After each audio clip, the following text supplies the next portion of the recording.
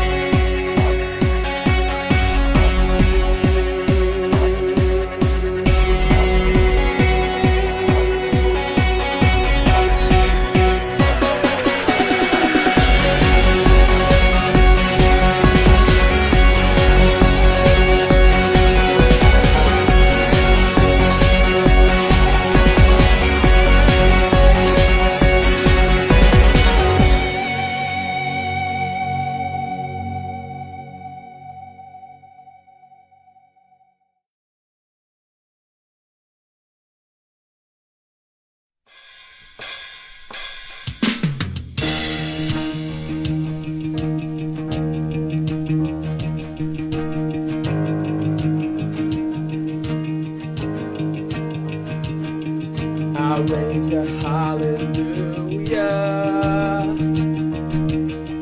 in the presence of my enemies. I'll raise a hallelujah louder than beyond belief. I'll raise a hallelujah where a weapon is a melody. I'll raise a hallelujah. Heaven comes to fight for me. I'm gonna sing in the middle of the storm, louder and louder. We're gonna hear our praises roar. Up from the ashes, hope will arise. That is defeated, the King is alive. Hey!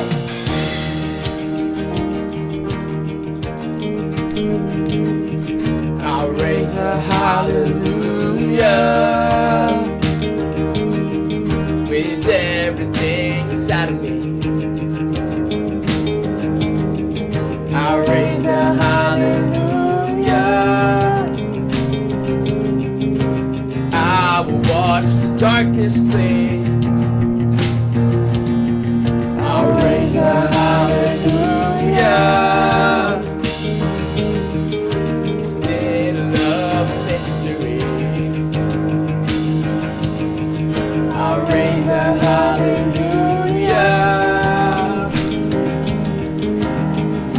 You lost your hold on me. I'm gonna sing in the middle of the storm, louder and louder. We're gonna hear our praises roar. Up from the ashes, hope will arise. Death is defeated, the King is alive.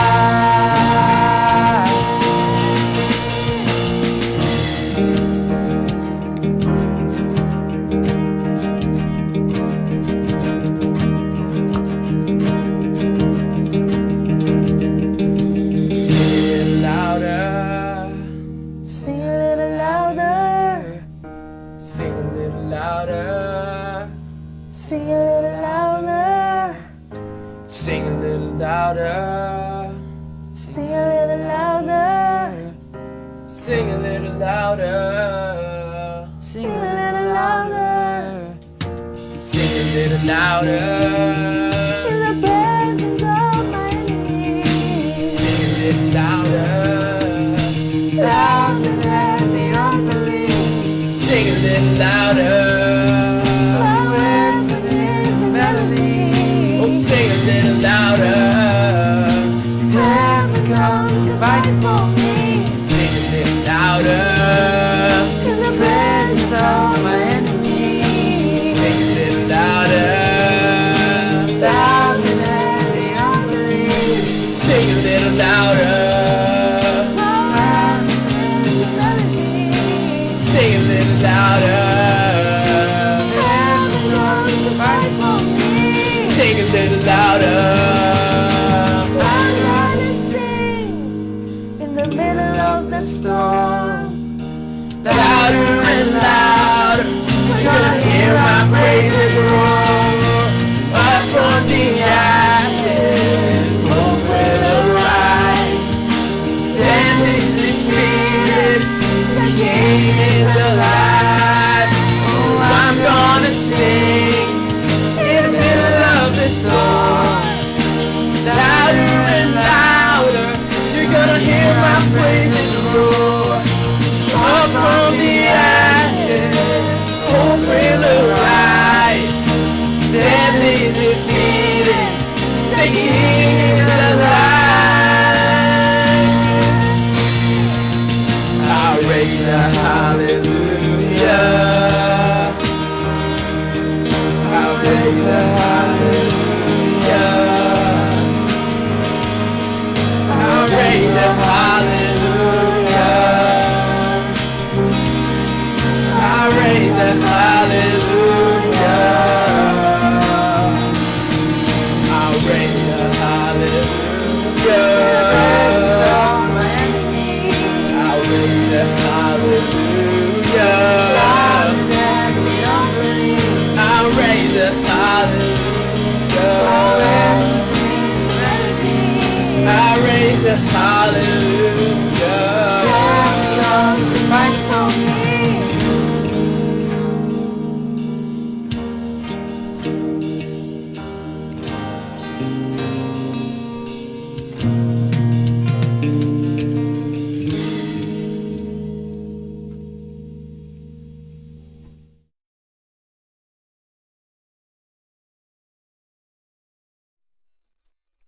Lord,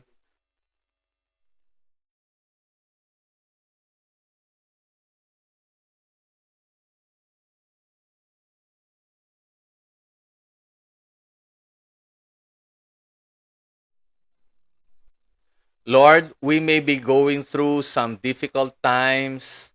We may have been facing problems, Lord God, for the past several months, but still we will raise a hallelujah. We will still praise you, we will still worship you, because no matter what our situation is, Lord, you're still worthy of our honor, of our praise, of our worship, Lord God. So tonight we give you glory, Lord God. We praise you, we worship you, Lord. Father, receive our worship tonight, Lord. And we pray that your word will come to us with power, with deep conviction, and with the Holy Spirit. Bless this evening, Lord, in Jesus' name.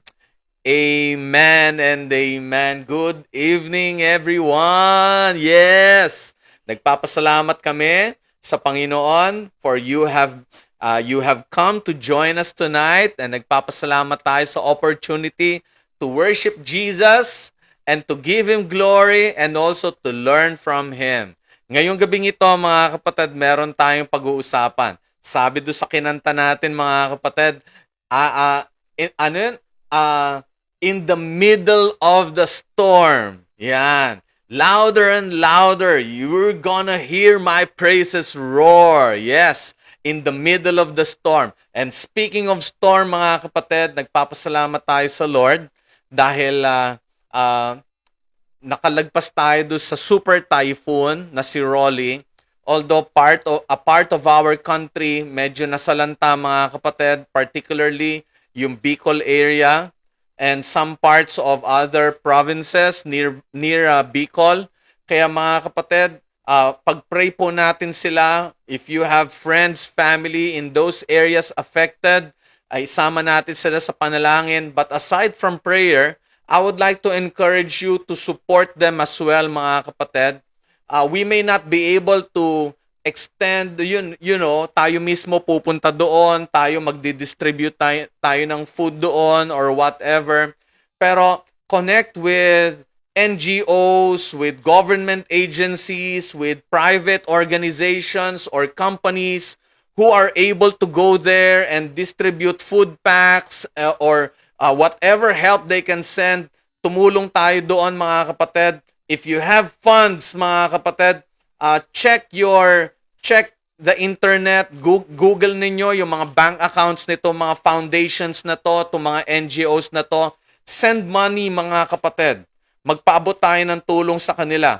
Also, GCash, if you can check your GCash or PayMaya, go to Pay Bills. Pagkatapos, click nyo yung others.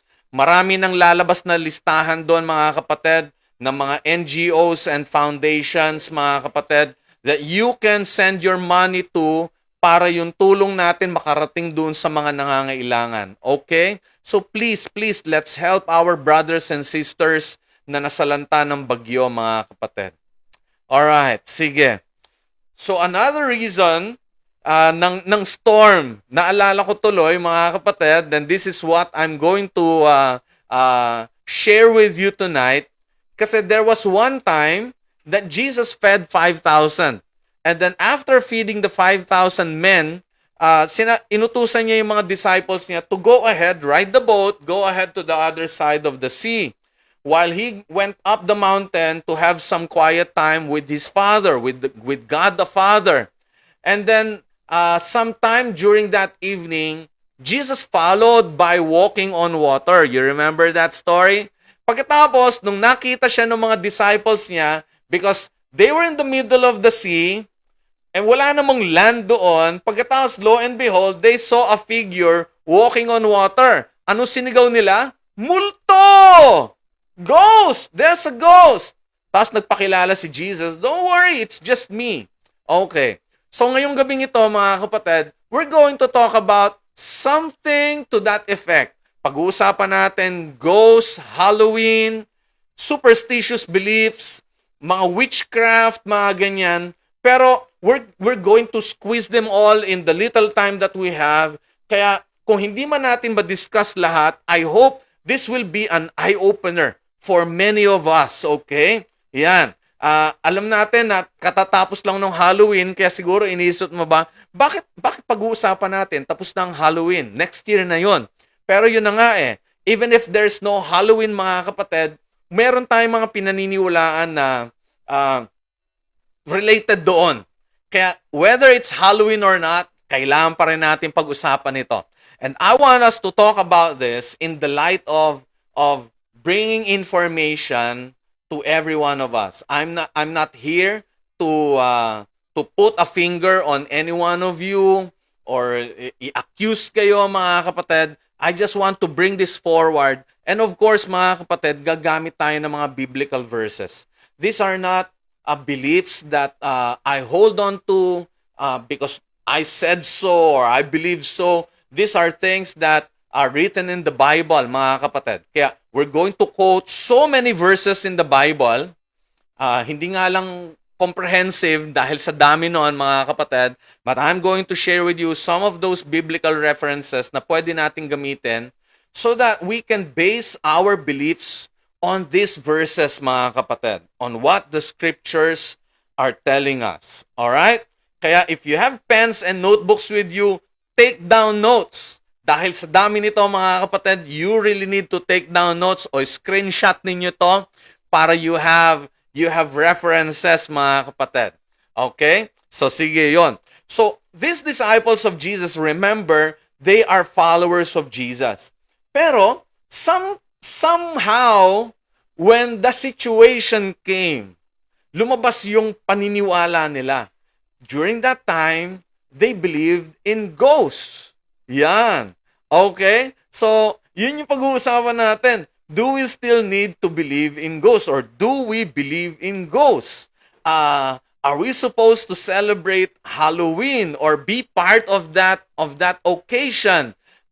Dapat ba dumalaw pa rin tayo sa mga puntod ng patay natin? These are questions that have been sent to me. Kasi sometime a few days ago, I asked some of you to send me questions, mga kapatid. So, those questions are now the basis of our preaching tonight, mga kapatid.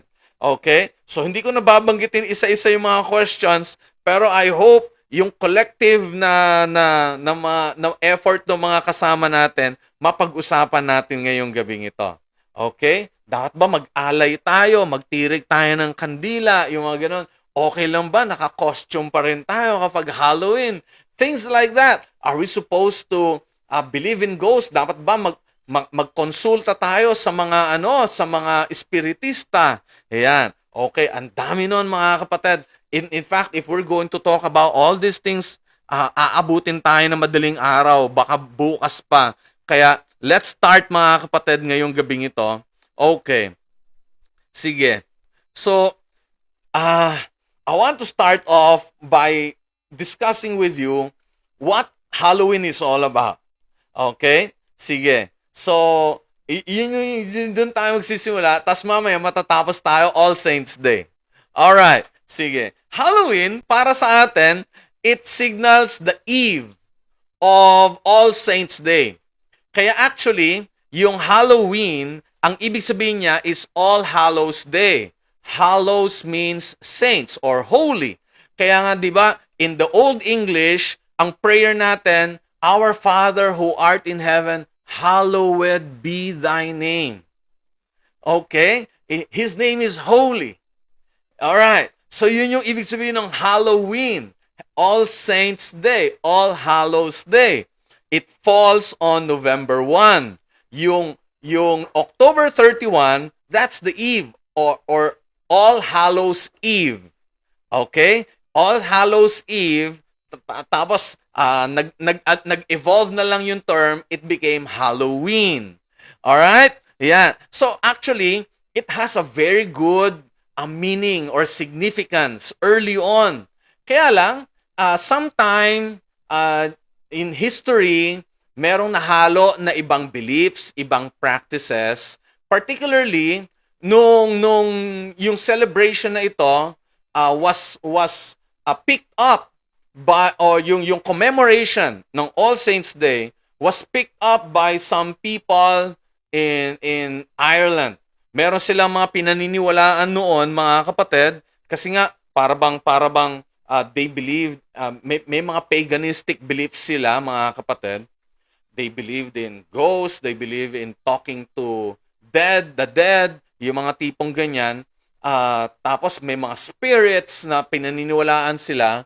It became a part of All Saints Day, yung commemoration. Para bang, related sa patay, yung mga ganyan. Okay lang naman, ihalo natin ito. So yung practice nila noon, yung mga paganistic practice nila, nahalo dito sa Christian understanding natin of All Saints Day or All Hallows Eve. Alright? Nakuha ninyo? Kaya yung nagkahalo-halo iyon until such time na parang it became normal. Isipin nyo lang to, parang ganito rin lang yun. Parang Christmas. Christmas is a celebration of the birth of our Savior and Lord Jesus Christ. But sometime during early history, nahaluan na ng haluan yung celebration na iyon. Napunta tayo kay Santa Claus, napunta tayo sa mga reindeers, napunta tayo sa mga gift-giving, yung mga ganyan, yung mga ganon. Kaya nagkahalo-halo. But the essence of which is the birth of our Savior. Kaya taking all those traditions, taking all those practices away, ang dapat na maiwan is the celebration of the birth of Jesus. Ganon din sa All Hallows Eve. Alisin mo yung iba na hindi related doon. All we need to do is to commemorate, remember the lives of all those saints that went ahead of us. and even the saints that are still among us. Kasi in the Bible, mga kapatid, several times the Apostle Paul would refer to Christians in a certain place as saints. Okay? They're not dead. They're still alive. They are followers of Jesus, people who decided to give their lives to the Lord and make Jesus as their Lord. Okay? Nagkakaintindihan to. Kaya ang tawag sa kanila ni Paul, saints.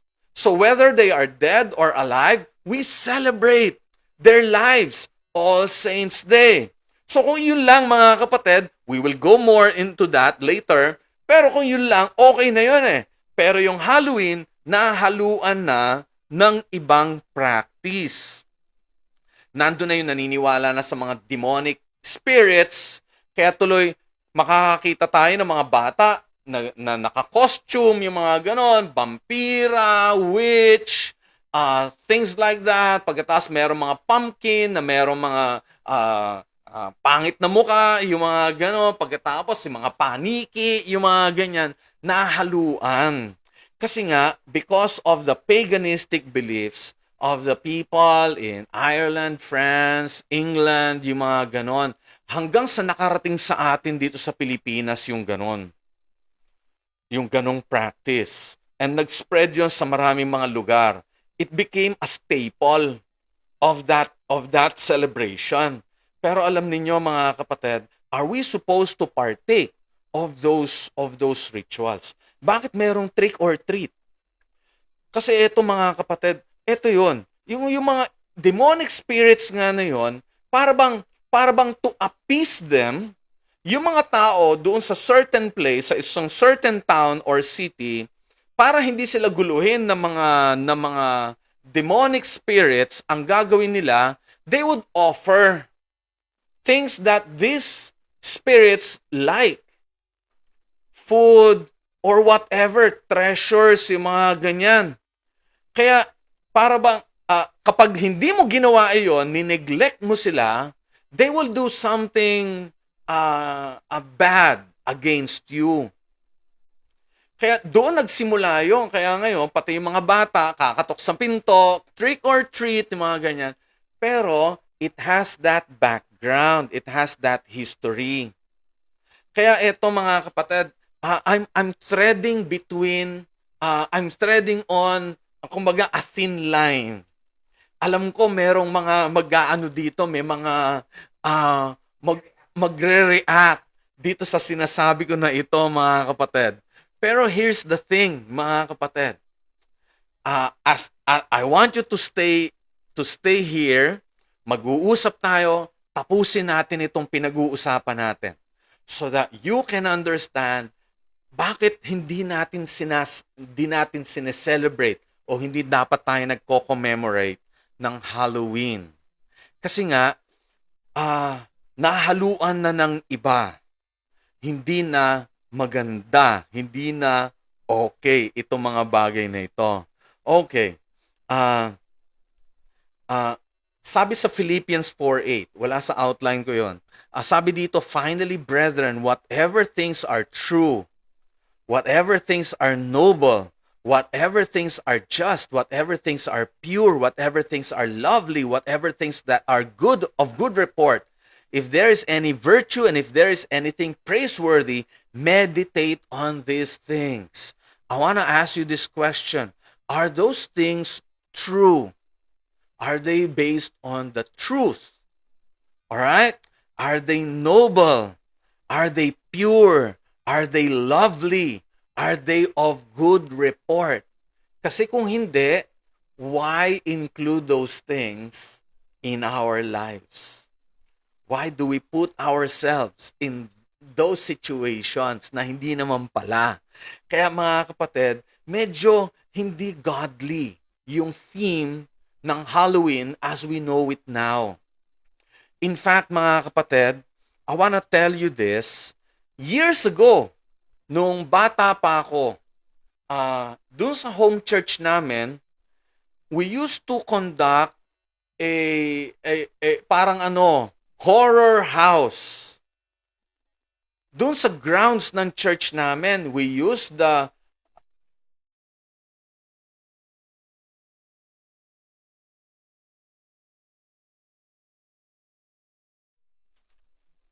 we use the building, the educational building of our church para i-convert namin yung mga rooms na yon into parang mga horror rooms. Set up na mga ataol, things like that. Tas may mga mananakot, may nakakatakot na sound. And during those times, mga kapatid, talagang may mga na-experience kami na iba. Things that are not of man. Merong isang kuya namin nagkwento na during the time na nagse-set up siya ng room, may nagpakita sa kanya na nakalutang. Pagkatapos, nung gabi na nagtatakutan na, merong mga nakakita ng isang character na hindi naman talaga kasama doon sa mga nananakot. So, things like that, they invite demonic spirits to enter. Hello? Kaya na sabihin natin, it's just for fun. O kaya, we're going to use this para maka-join sila sa church. Pero we proved during that time na hindi nakakatulong, nakakatakot, nakakasira ng pananampalataya, and it opens the doors for demonic spirits to come in. Okay? Kaya, nung time na yon, nung na-realize na mga atit kuya namin yon, tinigil na yon. So, nakat na yung tradition na yon. It became a tradition almost every year. So, naputol na yon. So, it's part of Halloween, pero hindi na dapat part ng Christian life natin. Are you listening? Okay. Kasi merong iba ng mga kahalo. So, I'm going to share with you several passages from the Bible na ito yung magiging mga basis natin doon sa mga sinasabi ko sa inyo, mga kapatid. Now, regarding witchcraft and other related practices, speaking to the dead or things like that, ito yung mga passages that I want you to remember. Deuteronomy 18 verses 9 to 12. Mahaba-haba ito. So take note of this. Sabi ni God about the people of Israel entering the promised land. Nag-remind. Sabi dito, when you enter the land the Lord your God is giving you, be very careful not to imitate the detestable customs of the nations living there. So, ibig sabihin, if you're part of the people of God, watch out. Don't do what the others are practicing. Mga unbelievers, people who are not of our gods. Huwag tayong sumali sa mga ginagawa nila. Tapos, verse 10 says, for example pa lang ito, sabi ganon, never sacrifice your son or daughter as a burnt offering. And do not let your people practice fortune-telling or use sorcery or interpret omens or engage in witchcraft or cast spells or function as mediums or psychics or call forth the spirits of the dead. Anyone who does these things is detestable to the Lord. Okay? Siguro, using modern terms, mga kapatid, don't use horoscope, don't use fortune-telling, tarot cards, palm reading, spirit of the glass, Ouija board, things like that, mga kapatid. Having superstitious beliefs or omens. Yeah. So, yung mga ganon, yung mga maling paniniwala na walang basis sa Word of God. Huwag na nating gagawin.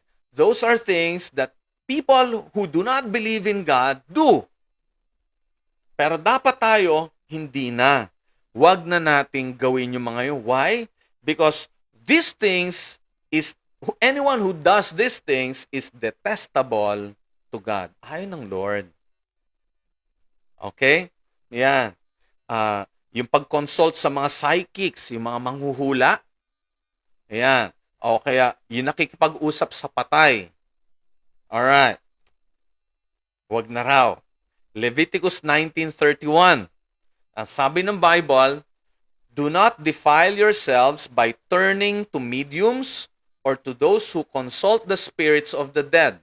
I am the Lord your God. Okay?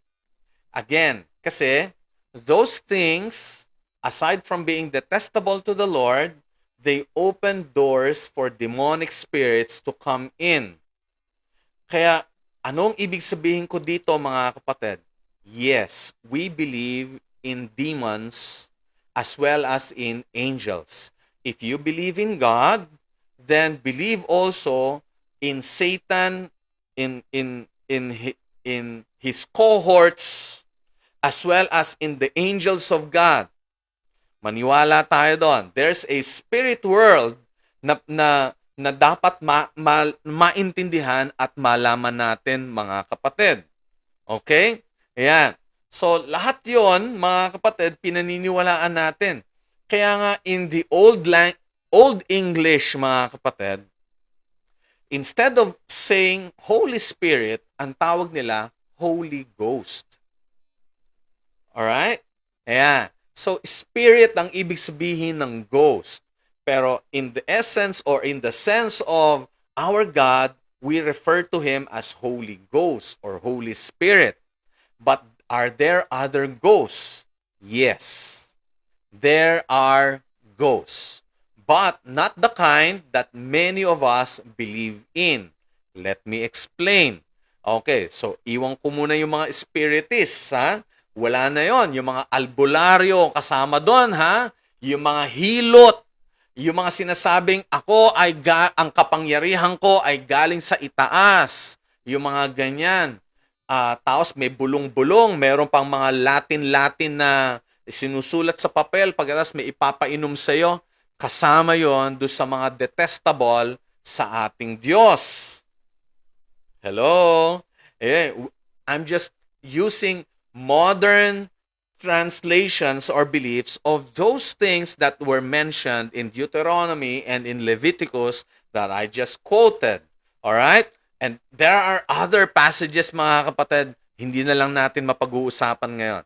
So, going to ghosts, mga kapatid, ito ngayon ang sinasabi ng Bible about ghosts. Kasi ang paniniwala natin about ghosts, ito yung spirit of our loved ones who departed. Yung mga nauna na sa atin. Pero ano ba ang sabi ng Bible about this? In Job chapter 7 verses 9 and 10, etong sinasabi ng Bible, just as a cloud dissipates and vanishes, those who die will not come back. They are gone forever from their home, never to be seen again. Ulitin ko. Those who die will not come back. No. Never. They are gone forever from their home, never to be seen again. That's from the Bible. So, may nakikita tayo, may mga gumagala-gala. Hindi na yon yung mga dead loved ones natin. Psalm 146 verse 4 says, when they breathe their last, they return to the earth. So, agnas na, earth na. And all their plans die with them. Yeah. Kasi yung iba sinasabi nila, kaya nandito pa yan, kaya nagpapakita pa yan, kasi meron pa siyang unfinished business. But what does the Bible tell us? Ang sabi dito, pag namatay na, tapos na buhay niya. Ibabaon na siya sa lupa. Tapos yung lahat ng mga plans niya na hindi natupad, die with them. So wala na yon. Hindi na niya babalikan yon para tapusin. Okay? Ecclesiastes 9, 5-6. The living at least know they will die, but the dead know nothing. They have no further reward, nor are they remembered. Whatever they did in their lifetime, loving, hating, envying, is all long gone. They no longer play a part in anything here on earth. Wala na silang pakialam. Wala na silang kinalaman dito sa ibabaw ng mundo, sa mundo ng mga buhay. So, hindi na yan yung namatay mong kamag-anak. Okay? Yan. Sino siya? Okay, sino yung mga nagpapakita na yon? 2 Corinthians 11:14 to 15. Pakinggan nyo ito mabuti. Ang sabi ng Bible, "But I am not surprised. Even Satan disguises himself as an angel of light. So it is no wonder that his servants also disguise themselves as servants of righteousness. In the end, they will get the punishment their wicked deeds deserve." Now, ang sinasabi dito sa Bible, mga kapatid, Satan and the demons, his cohorts, they can disguise themselves. Pwede sila magbagong anyo, pati yung boses na kokopya nila, pati yung mannerisms na kokopya nila, they can disguise themselves. Kaya nilang gawin yon. They have that ability. Kaya yung nagpapakita, yung nagpaparamdam, yes, you're right. Demonyo yon. No longer your loved one. Okay? Kasi wala na, tapos na siya. End na, nag-graduate na siya. Hindi na niya babalikan pa yon. Ang nagpapakita sa atin, demonyo, masamang espiritu. Kasi pwede siyang gumawa ng kahit na ano para ilayo yung ating kaisipan at paniniwala sa Diyos na buhay at magkaroon tayo ng ibang paniniwala, lalo na mga paniniwala na ayaw ng Diyos na paniwalaan natin. Para kay Lord, detestable yung mga iyon. Ano pang sinasabi ng Bible? 1 Peter 5:8, eto, "Stay alert. Watch out for your great enemy, the devil. He prowls around like a roaring lion, looking for someone to devour." So, gumagawa raw ng paraan ang diablo. He prowls around like a roaring lion, looking for someone to devour. Alam niyo ba yung lion? When he looks for his prey, yung kanyang gustong kainin, hindi naman siya basta-basta bigla na lang magpapakita.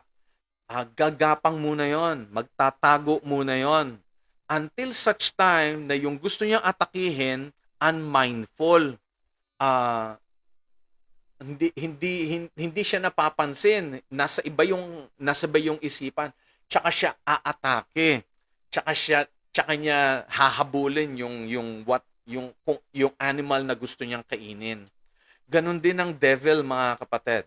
He will do things, he will keep us entertained, he will keep our minds away from God, the truth of God's word, para kapag unmindful na tayo sa truth, mga kapatid, dun siya magpapasok ng kung ano-ano, para mahuli niya tayo, para maging prey niya tayo, para masakmal niya tayo.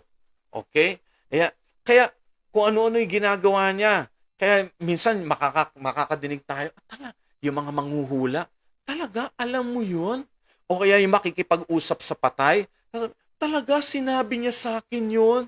O kaya, nakausap ko si ganito. Those things are supernatural. Okay? Kaya tuloy tayo, may mga tao naniniwala, wow, naniniwala ako kasi it's supernatural. Okay? Napagalaw niya yung kutsara, o kaya may nagpakita, yung kandila, namatay, wala namang hangin sa paligid, yung mga ganon. O kaya yung tipong nag-iba boses niya habang nakikipag-usap sa akin, kaboses na siya nung namatay kong tatay, yung mga ganyan. Ang daming pwedeng gawin ng kalaban para lokohin tayo. Tapos pati yung mga cards, nung ginaganyan-ganyan, eto, ayan, eto, maniwala ka, eto mangyayari sa'yo. Those things will make you believe. Pagkatapos yung mananawas, papatakan yung palanggana na may tubig, papatakan niya ng kandila, tapos magkakaroon ng figures. Nakita mo to, eto yung taong gustong pumatay sa'yo. Meron na eh. Those things condition our minds. If not, those things were made by demonic spirits.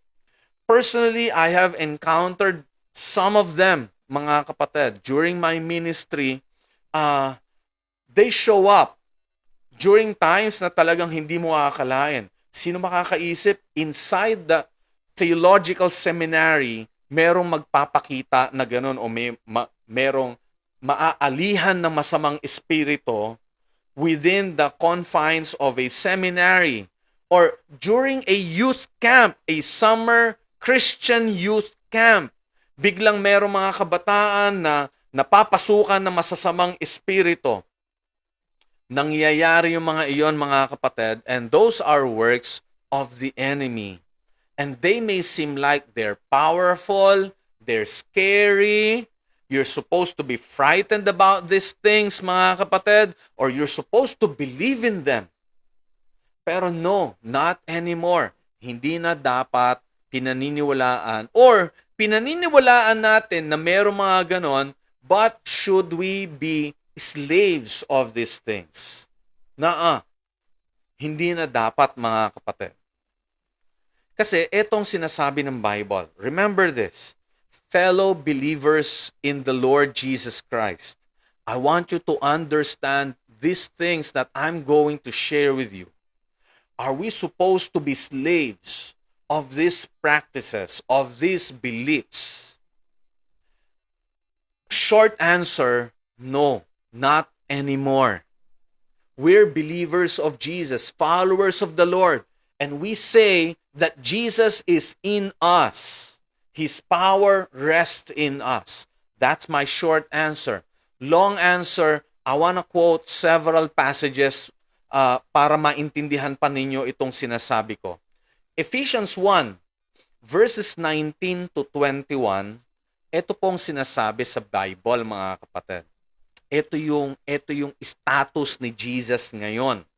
Okay?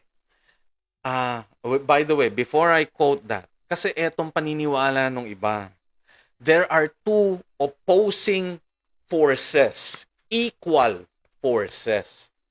The good, the bad. Jesus, Satan. God, devil. Yun yung paniniwala nila, and they clash. Yeah, they do in the sense that they clash in the heart of a person, in the mind of a person. Pero are they equal in real power? No. But in the mind of a person, parang may pressure coming from God, may pressure coming from the devil, feeling niya equal. But here's what the Bible is telling us. Ephesians 1, 19 to 21. I also pray, sabi ni Paul, I also pray that you will understand the incredible greatness. Let me say that again. Incredible greatness of God's power for us who believe in Him. He has that incredible greatness. His power in us, for us who believe in Him. This is the same mighty power that raised Christ from the dead and seated Him in the place of honor at God's right hand in the heavenly realms. Yung great, incredible greatness of God's power.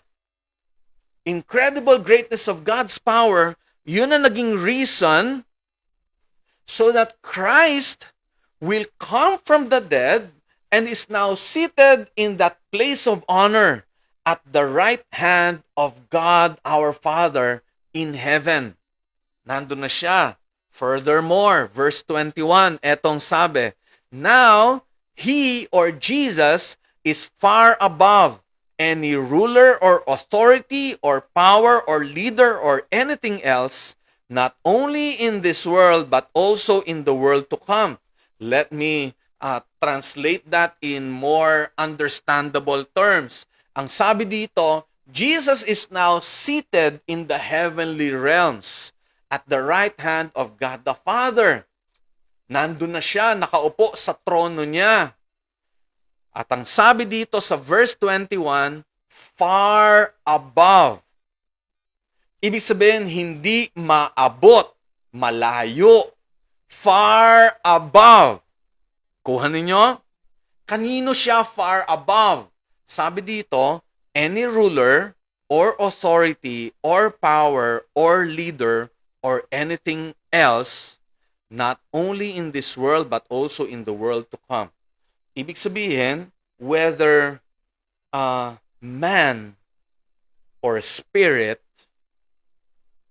Jesus is far above them all. Are you getting me? Any ruler, any authority, any power, or any leader, Jesus is far above them all. So ang tanong, balikan ko, meron bang two equal forces fighting against each other? From this passage that I just told you about, no. Hindi equal yung forces, yung strength, yung power. Why? Jesus is far above. Kuha ninyo? He cannot be touched. He's supreme over any spirit, demonic or otherwise, mga kapatid. Jesus is far above. Wow!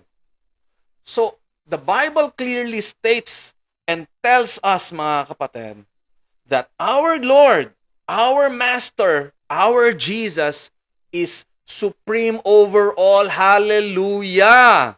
Woohoo! Yes! Ganun ang Panginoon natin. Kaya ang tanong, dahil dito mga kapatid, should we be frightened? Tayo mga naniniwala, tayong merong faith kay Jesus, kung may faith ka nga. Kaya alam, minsan dun tayo lacking in faith. Yeah, we're lacking in faith. We do not see Jesus that way.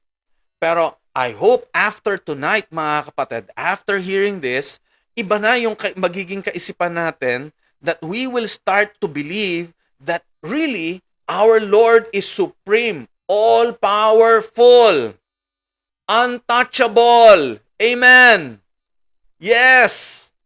So eto mga kapatid, Ephesians 2 verse 6, kung ganun si Lord natin, nasan tayo? Ano ngayon ang status natin?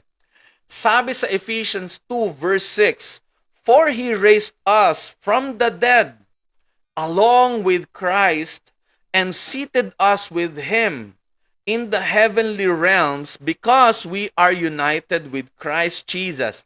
Nasan si Jesus? Far above.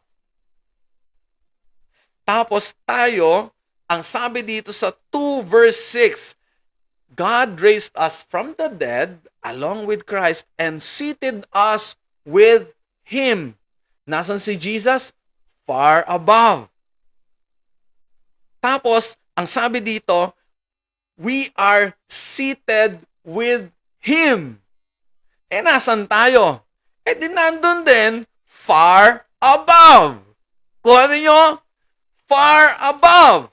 Kung dati-dati, we are slaves of demonic spirits, we're slaves of false beliefs, we're slaves of whatever tradition or practice there is. Dapat ngayon, na kay Kristo ka na, dapat hindi ka na slaves doon. Kaya alam, minsan natatakot pa rin tayo, yung mga ganyan. May iba pa rin tayong paniniwalaan, sinasabi natin na wala namang mawawala kung maniniwala ako dito. Naniniwala din naman ako kay Jesus eh. At least merong may backup, yung mga ganyan. O meron tayong plan B. Pero hindi, you're no longer slaves to those beliefs, to those practices. No more. Kasi nando na tayo. We are seated with Jesus. Far above. Amen. Amen. So, eto ngayon, yung mga maling paniniwala yung mga kinatatakutan natin, sinisira na natin dapat ang mga yan. Inaalis na natin sa buhay natin and no longer na dapat pa nating balikan yung mga yan. Amen. Amen. Yung mga superstitions, yung mga ganyan, you're slaves to those beliefs. Wala namang biblical basis yon. Alright? So dapat wala na. We should no longer believe in those things. Paano yung mga nagsasabi na yung kapangyarihan nila nanggagaling naman sa taas? I-test mo. Okay? Meron din sinasabi ang Bible, test every spirit. Talaga ba? Kasi baka mamaya nagpapanggap lang yan, sasabihin niya galing sa taas, pero makikita mo ba sa Bible yung ginagawa niya, yung mga nangyayari sa kanya? Ang problema sa marami sa atin, mga kapatid, kung bakit tayo naniniwala sa mga ganon, we don't know what is written in the Bible. Kaya nga kailangan usisain natin, hanapin natin sa Bible yung mga yan. Detestable sa harap ng Panginoon. Alright, sige. 1 John 4 verse 4. Sabi sa Bible, but you belong to God. You belong to God, my dear children. You have already won a victory over those people because the Spirit, the Holy Spirit, who lives in you is greater than the spirit who lives in the world. So you can actually claim that and declare that. The spirit who lives in me is greater than the spirit who lives in this world. Yeah. Kaya, should I be frightened of them? No. Hindi na. Take command, take control, take authority over these spirits. You have the authority. Why? Because you are in Jesus and Jesus is in you. Believe in that power. Believe in that authority. The authority lies in you. Declare it with your lips. Believe with all of your heart. Amen. Alright. Kaya, pwede ka nang umakyat sa second floor ng bahay ninyo kahit wala kang kasama. Kahit na madilim yung paligid, pwede. Take authority. Don't show that you're scared of them. Ay nako, bigyan mo lang sila ng konti. Sabi ko kanina, sabi sa Bible, the enemy is like a roaring lion waiting for someone to devour. Magpakita ka lang ng konting takot or unmindfulness, ay lalapain ka niyan. There was a time na hindi pa namin alam kung paano mag-cast out ng evil spirits. We were in a youth camp somewhere in Cavite, mga kapatid. Nung nagkaroon ng demonization, mga kapatid, several young people experienced demonization. Nung isa, nilapitan namin, kasi nga, pinagpe-pray namin, yung buhok niya nakaganon. Pagkatapos, sinilip kong ganyan. Pagsilip ko, biglang dumilat yung mata niya, nakatirik, nakatingin sa akin. Nagulat ako. Para ako natakot na ganyan. Tapos maya-maya, nakatirik na ganyan yung mata niya. Nginitian ako yung ngiting demonyo. Lalo ako natakot. Huwag kang magpapakita ng takot. Take authority. Amen. Kaya nung naintindihan ko na yon, mga kapatid, alam ko na, another youth camp, ibang panahon naman yon, another youth camp, meron na namang naalihan naman sa mga espiritu, tapos nararamdaman namin yung presence ng demonic spirits doon sa lugar na iyon, ay kasi nag-connive sila, ang dami. Pagkatapos, natapos na yung deliverance, mga ganyan, ay medyo may presence pa rin. There was a time, natutulog ako mag-isa, siesta. So, after lunch, mga ganyan, natutulog ako mag-isa, nandun ako sa kutsyon. Maya-maya, naalimpungatan ako. Pag dilat ko ng mata ko, nakita ko yung kama ko yumuyugyog. Kaya pala ako nagising, yumuyugyog yung kama ko. Nagtaka ako bakit yumuyugyog. No one was around me. Ako lang mag-isa. So, I realized it was a demonic spirit trying to scare me. Alam niyo naman, pag natutulog, tapos naalimpungatan, mainit ang ulo. Ang init ng ulo ko noon. Sabi ko noon, in Jesus' name, lumayas ka. nawala. Tumahimik yung kama. Take authority. Kailangan talaga, huwag kang magpapatakot. Amen. Amen. Alright. Okay. Kasi ito, Colossians 2:15, ang sabi ng Bible, in this way, He, referring to Jesus, disarmed the spiritual rulers and authorities. He shamed them, pinahiya niya publicly by His victory over them on the cross. Amen. So, yung death ni Jesus on the cross, meron palang naging magandang resulta yon. It caused the enemy to be shamed publicly, napahiya. Why? Kasi Jesus did not remain dead on the cross. He rose from the dead. He is now alive. Amen. Yes. So wala nang authority ang kalaban, mga kapatid. Para lang siyang asong tahol ng tahol pero wala namang pangil. Okay? No reason for us to fear or be a slave to them. Okay. Kaya anong dapat natin gawin? Let's wage war against these spirits, against these beliefs. Ang sabi sa Bible, 2 Corinthians 10 verses 3 to 4, we are human, tao tayo, but we don't wage war as humans do. We use God's mighty weapons, not worldly weapons, to knock down the strongholds of human reasoning and to destroy false arguments. We use God's mighty weapons para sirain, tibagin, alisin, tanggalin yung mga strongholds of human reasoning and to destroy false arguments, yung mga maling paniniwala. Kailangan we use the Bible, unang-una. Read the scriptures, meditate on them. Okay? So that's number 1. Paniwalaan natin ang salita ng Diyos. Ang sabi ng Bible, mga kapatid, sa Timothy, all scripture is God-breathed, inspired by God, hiningahan ng Diyos, it's alive, it's living, and you can use that, mga kapatid. Okay? Sabi dito, to rebuke, to correct. Ano yung re-rebuke natin? Aside from people, rebuke demonic spirits. That's what Jesus did when He was tempted by the devil. He used passages from the scriptures, mga kapatid. Ganun din, gumamit tayo ng salita ng Diyos para yung mga maling paniniwala sa isip natin, masira na, mawala na. At yung mga ginagawa niya sa buhay natin, mawala na rin. Pangalawa, mga kapatid, let's continue to commune with God. Di ba? If you attended last Sunday's worship celebration, I shared with you that we need to have that quiet time. We need to have that moment with the Lord.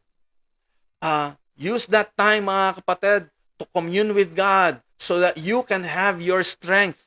You will have that ability to have His Spirit in you. Remember, when Jesus went up the mountain, He was transfigured, showing His glory to Peter, James, and John. And then in another instance, when Moses went up the mountain to talk with God, when he went back down from the mountain and to his people, iba yung anyo ni Moses. People were scared of him. They did not want to look at him kasi nga God's glory was so powerful in his life during that time. Ganon din tayo. Dwell in God's presence. And you will have that glory, that power, that ability so that the enemy can be scared of you. Yeah, there was a time in the book of Acts, mga kapatid, na yung mga sons of Sceva, mga anak ni Sceva, they copied what the disciples, what the apostles were doing. They tried to cast out demonic spirits in the name of Jesus. Isipin nyo yun, they used the name of Jesus. Pero, instead of thwarting the enemy, the demonic spirits, sila yung binugbog, sila yung napalayas. Bakit?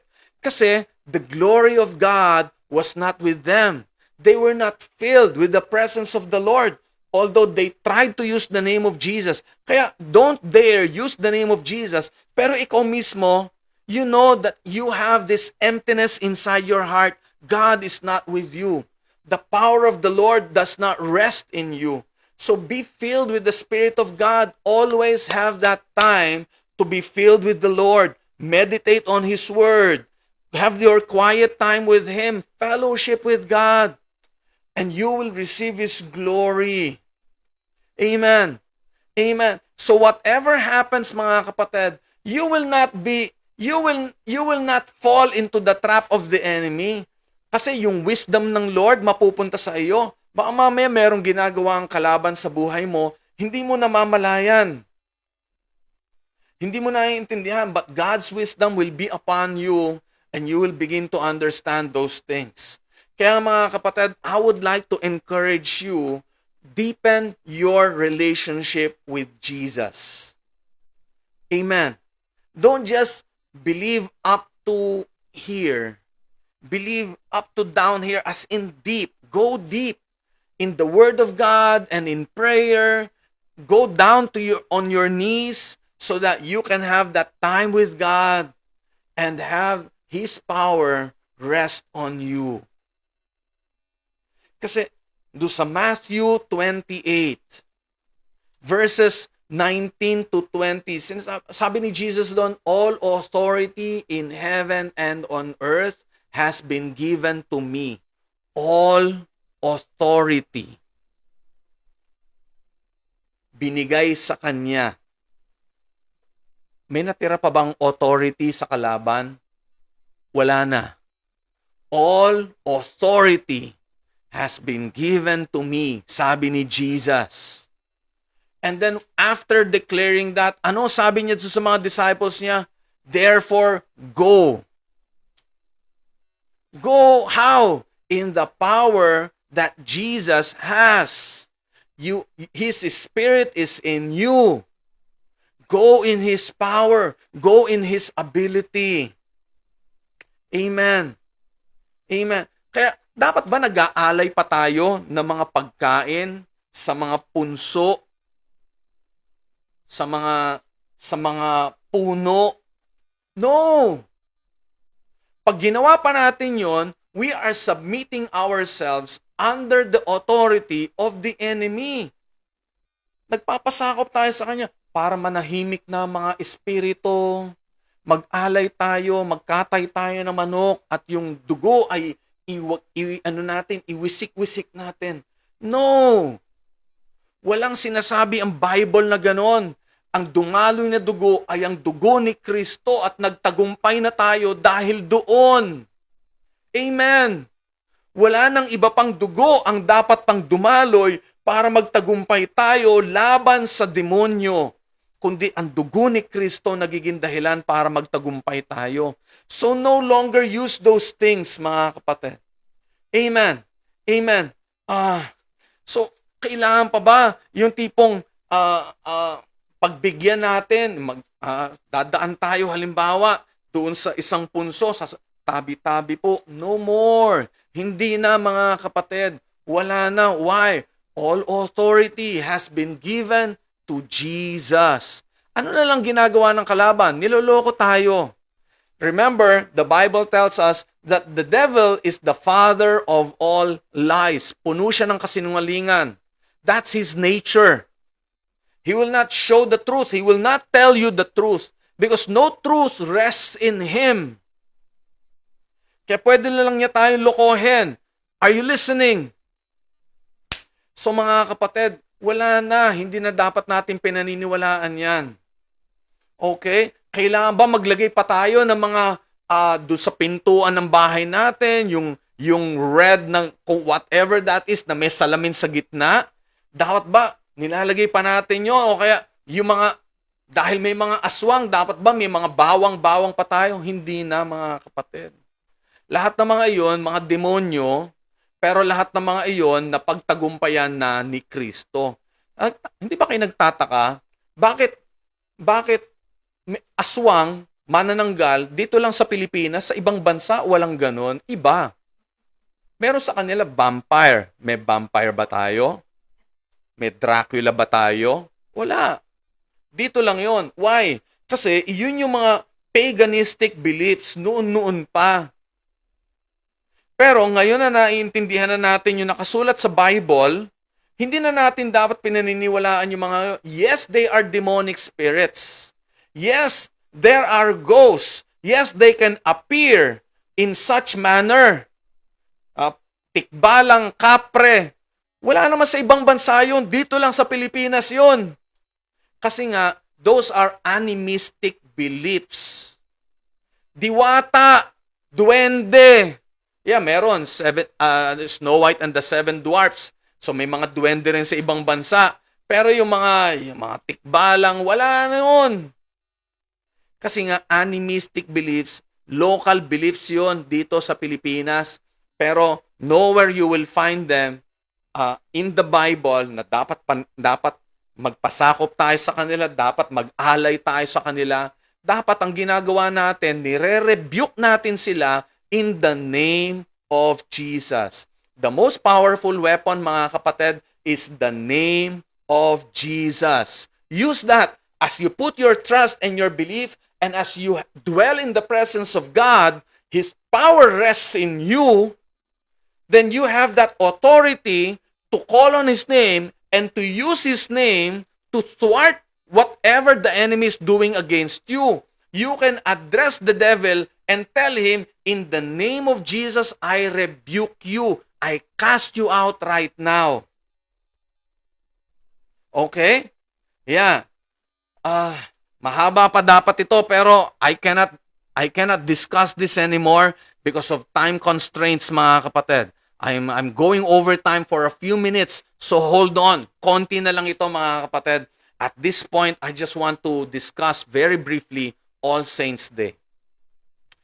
And dito ako magwawakas, mga kapatid. Alright. Are we supposed to commemorate All Saints Day? All Souls Day. All Saints Day is on November 1st. All Souls Day, November 2nd. Halloween, October 31st. Yung 3 araw na iyon. Dapat ba kasama tayo doon sa commemoration, mga yun? Aside from what I already shared with you at the start of this message, if you were not able to catch the first part of this message, balikan ninyo, mga kapatid. Ayan. So, aside from that, mga kapatid, yes, dapat we are partaking in this commemoration. Pero how? Yung pinaniniwalaan ng iba, wala nang dress up, ha? Okay? May pangil-pangil pa, kahit bata. Ay, ang cute-cute, yung mga ganyan-ganyan. Ay, sige, nakakatakot, yung mga ganon. Hindi na, no way. Hindi na dapat, mga kapatid.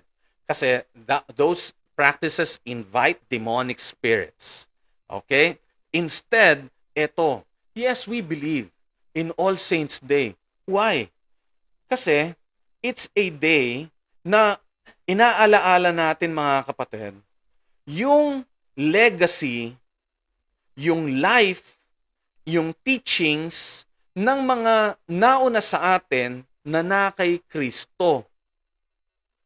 That should include, those are not limited to a few saints, so-called saints. Included sila doon.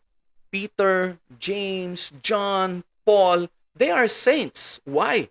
Because they gave their lives to the Lord. They became followers of Jesus. They lived their lives to give honor and glory to Jesus. That's why they are called saints. But aside from these people, there are also many, so many unnamed, unknown saints.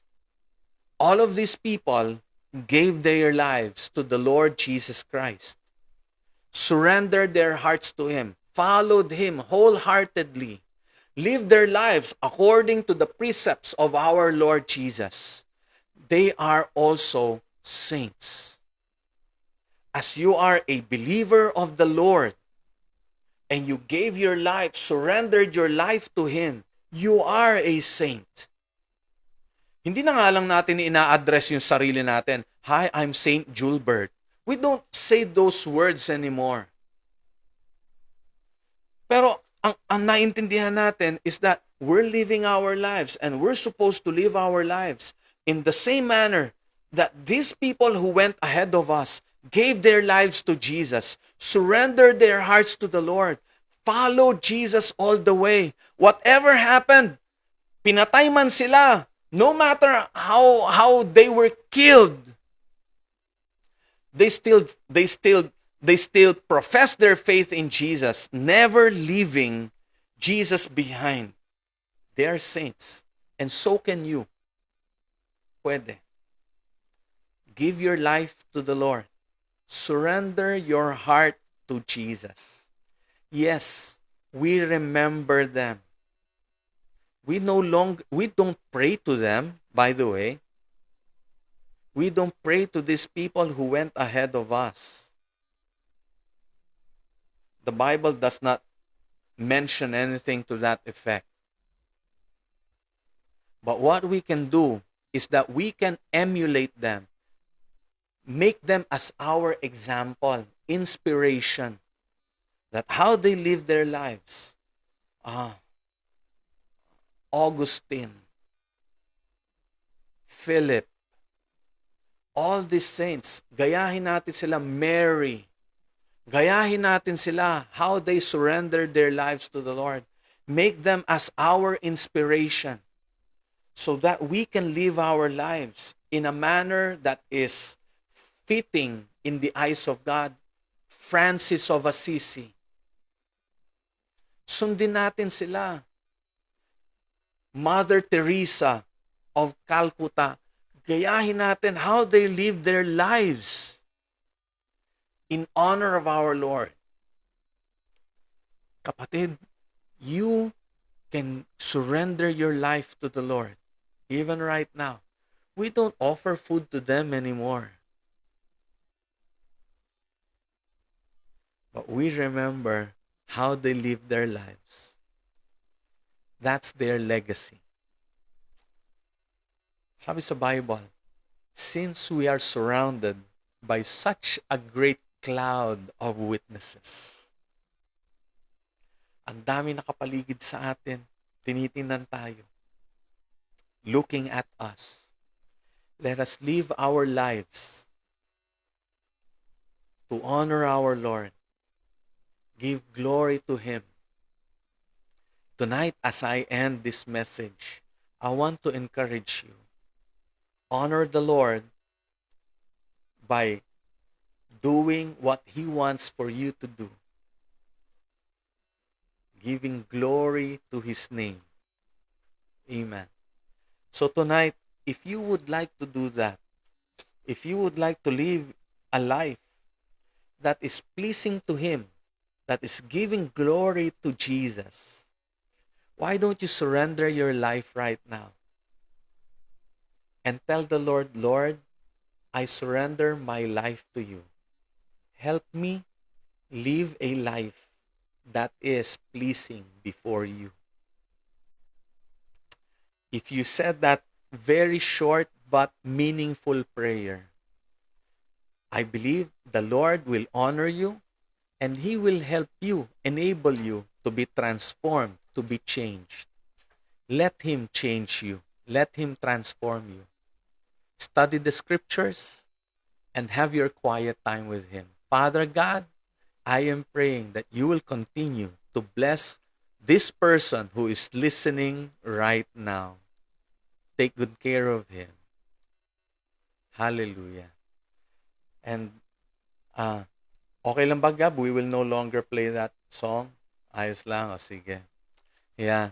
So, let's now, as we close, mga kapatid, let me now encourage you, mga kapatid, study the Word, meditate on it, and live your life according to the precepts of our God. Okay? Yeah. Ang haba nito, talaga, oo. This time is not enough. Anyway, we will have time. I don't know how soon it will be, pero we will have time to discuss some of the other things related to this. Anyway, yeah. For those of you who just tuned in, panoorin nyo yung kanina, balikan ninyo. I would like to encourage you. And also, as you are attending this church, if you want to give an offering, you want to give your tithes to the Lord through this church, mga kapatid, you may do so by depositing your offering and your tithes to any of the bank accounts and money transfer apps that we have, mga kapatid. Nandyan yung BDO, China Bank, GCash, and PayMaya. You can use any of these means, mga kapatid, to send your offerings and your tithes to the Lord. Okay? Sige. So, we're going to wrap up. Matatapos na tayo dito, mga kapatid. I hope we have done enough para mabuksan yung ating somehow merong natanggal. And I hope there is something that fell off your shoulders, fell off from your minds, and things are becoming clearer to you. Okay? As we close, mga kapatid, let me now pray for you. Father God, hallelujah. We pray, O Lord, that your word will continue to remain in our hearts. Let our lives be a living example of how a true worshiper, how a true follower of Jesus should be lived, Lord God.